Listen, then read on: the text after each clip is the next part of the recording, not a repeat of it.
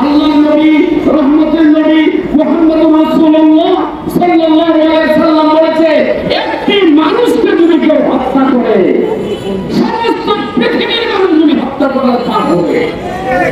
একটা মানুষ মারলে অন্যায় হবে, আর একটি মানুষকে যদি কেউ বাঁচিয়ে দেয় সমস্ত পৃথিবীর মানুষকে বাঁচিয়ে দেওয়ার মর্যাদা সে পাবে।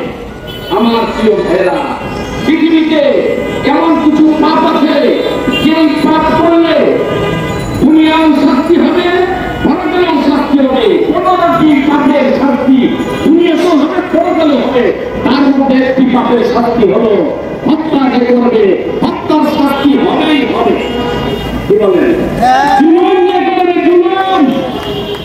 জুলুম করবে না, তাদের শাস্তি হবে।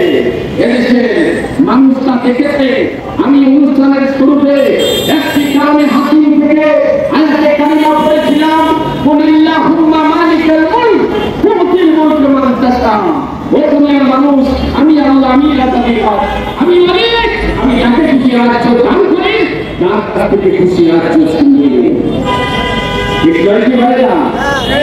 যে মানুষ 1036,000 কোটি টাকার মালিক সুন্নতি লেবাসটা পরিবর্তন করে লুঙ্গি পরে পালিয়ে যেতে চায়, আল্লাহ বলে তাকে ধরার ব্যবস্থা করে দেয়। এটা কে করে? উপরের ইসলাম। আমার ভাইরা, মহান শিক্ষা।